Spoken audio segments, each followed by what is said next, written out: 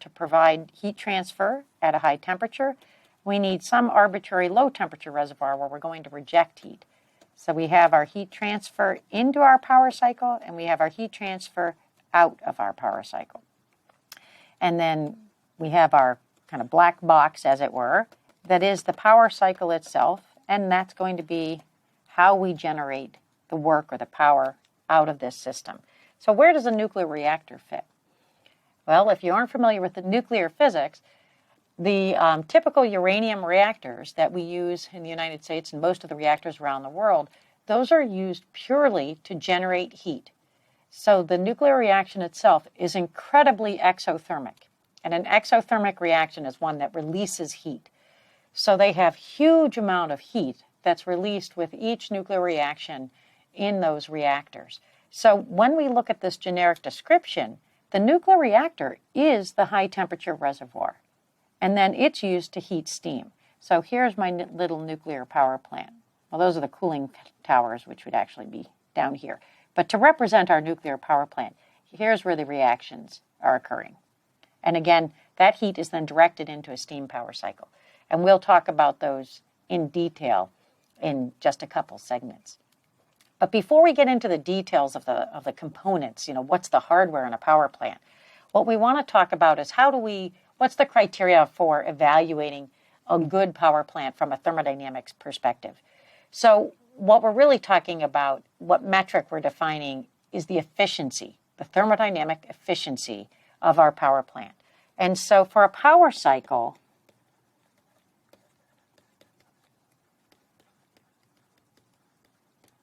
the generic way we define efficiencies is what you want divided by what you paid for to get it. So in general, we would say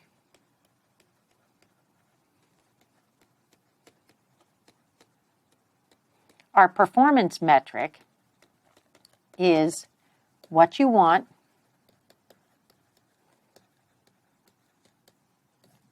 and what did you pay for to get it.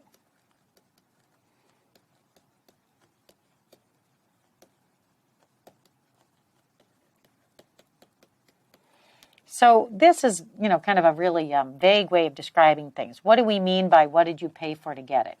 Well, in the thermodynamic example that we have right here, what you paid for to get it was this heat transfer. And if we want to be even more specific, we can say, okay, well, we know there's only so much heat transfer that, let's say, a ton of coal can provide, or a ton of uranium, or a ton of natural gas. So we can be very specific on the heat transfer from our particular heat source. Okay, so that's what I paid for to get it. We're going to go ahead and call efficiencies. We're going to use the Greek letter eta here to represent the efficiency of a power plant. And so this is, we can put a P on it just to show us, emphasize that this is the efficiency .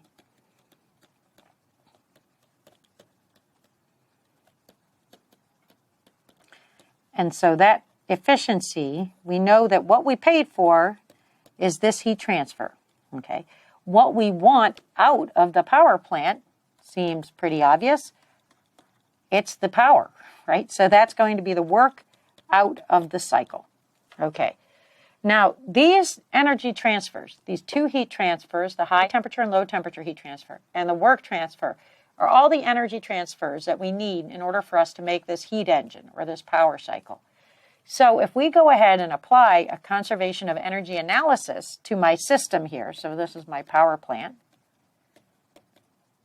and we say, again, it's a closed system. The conservation of energy says, okay, well, I have to balance the internal energy, the change, in the total energy with the heat transfer, the net heat transfer and the net work transfer. Well, again, it's a cycle. So by definition, there's no change in the energy in the system. So all I have are these heat transfer and work transfer terms. So I'm going to, for cycles, this can get confusing. So I'm going to pause here and try and anchor people. We're going to suspend our use of the sign convention for heat transfer and work transfer. Or maybe suspend isn't the right word. We're going to impose what we already know should happen. Okay, what does that mean? Well, we know that the work transfer for the cycle by definition, has to be equal to the heat transfer. Net work transfer, net heat transfer.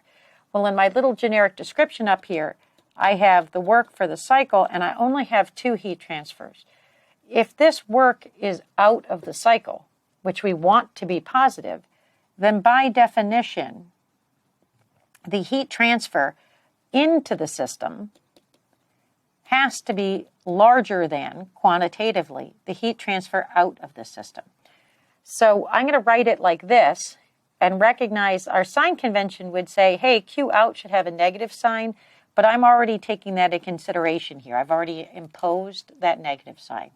So again, I guess you could say we're applying our sign convention a priori, and that these heat transfers and these work transfers are all going to be absolute values. Okay, so hopefully that doesn't disturb people too much in terms of understanding the sign convention. We know there should be work out. We know that the heat transfer in has to be larger than the heat transfer out. Okay, so then we take this information here, and you'll notice I'm moving back and forth between heat transfer and heat transfer rates, and we should be completely flexible. Typically, we model these systems as having one mass flow rate, so we can use either convention very easily.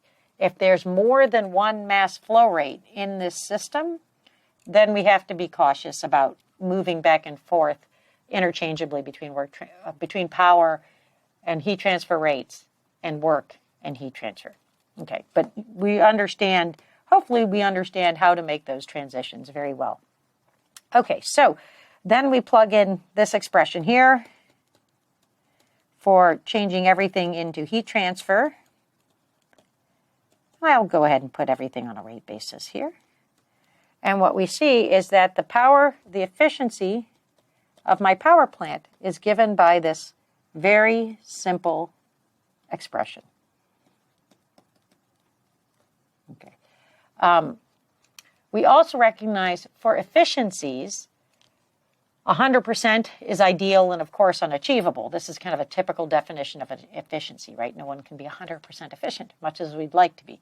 So we recognize that there are bounds on the efficiency. We have a lower bound of 0. We have an upper bound of 1. We also recognize we'll never get to 100% efficiency. So we know that the power cycle, the range of the efficiency should be somewhere between 0 and 100%. And we'll talk about what sets the limit for the best we can expect out of power plants. That's also governed by, very explicitly, thermodynamics, but using some very advanced topics. So we're going to take the outcome of those advanced analysis, but we're not going to discuss how the specifics of the analysis. But it will give you the ability to take a critical view of every power plant and see what's the maximum efficiency you might achieve. Okay, so these are power plants. This is the generic definition for a power plant, regardless of whether it's nuclear, whether it's a diesel engine, whether it's a solar. I'll be very careful. We'll do some solar examples. Some solar power plants are, in fact, heat engines. Solar cells can be part of a heat engine process, but aren't themselves a power plant. So that, again, gives you, hopefully that will whet your appetite for some of the applications we'll consider coming up in the next couple weeks. So let's consider refrigeration and heat pump cycles. So these are examples of, these are also cycle systems, but the goal here, instead of being power, like the power out of a power plant is our goal, for refrigeration and heat pump cycles, the goal is to actually move heat. So in refrigeration or air conditioners, right, your goal is to actually cool your house or cool your building. So it's not the desired output isn't work, the desired output is the heat transfer. Okay, so for these refrigeration and heat pump cycles, we're going to actually, they're described by essentially taking our power plant and operating it in reverse. So we're going to still have a high temperature reservoir. So here's my T high.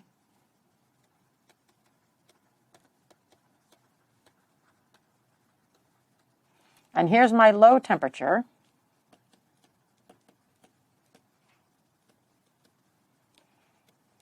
And what we're going to do is we're actually going to use power to drive the refrigeration cycle. So we actually have work transfer into the cycle. So this is my refrigeration or heat pump cycle. And I'll tell you why we bundle them together like this in just a second.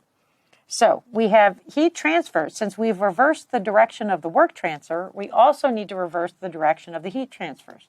So now I have heat transfer from the low temperature reservoir into my system, and I have heat transfer from the system and into the high temperature reservoir. Okay, again, net work transfer for the cycle has to be equal to the net heat transfer for the cycle. Again, we know that we have systems where the work transfer, if we write it in this direction, would have a negative sign because it's work transfer into the system. But we like to work in absolute units when we consider these power plants in heat pumps and refrigeration cycles. So again, I'm going to kind of suspend the sign convention and say, hey, we're smarter than that. If you want to, you could put an absolute value sign around it. But we understand that this is work transfer into the system. And so again, we just have two heat transfers in the system. And that's the Q out, which is also called Q high here. And this is Q in. So Q out minus Q in. And again, work transfer for the cycle. Okay. And again, I'm writing this because where the heat transfer out, again, would be considered a negative sign. And the heat transfer here, again, using our sign convention, would be a positive sign. But we know for this system to actually function, the absolute value of the heat transfer out of the system has to be greater than the heat transfer into the system. So I'm going to just emphasize that here. So again, this really kind of wreaks havoc on our sign convention, but this expression really is just meant for us to be able to apply the cycle definitions. Okay, so for performance, we don't use efficiency as our metric for evaluating the performance of refrigeration and heat pump cycles. Instead, for refrigerators or for heat pumps, we define coefficients of performance. So the refrigerator, the coefficient of performance is denoted by a Greek letter beta. And again, we're still going to use the same general description of evaluating performance, which is what you want divided by what you paid for to get it. Well, what do we pay for? Well, the power that we draw from the grid or the work into the cycle. In the case of a refrigerator, what we're trying to do is actually cool a particular space. So that's actually Q in. In the case of a heat pump, we're trying to move the heat transfer out of a particular space. So in that case, heat pumps, the coefficient of performance, again, we're going to use a Greek letter, in this case gamma, and here what we're trying to achieve is to move the heat transfer out, Q out, and the cost, what we paid for to get it, is the work out of the cycle. Okay. You can go through this kind of logic analysis of, well, we know that the heat transfer out has to be greater than the heat transfer in, and you can do these orders of magnitude. And what you would find at the end of the day is that the gamma, the heat pump coefficient of performance, can never be less than 1.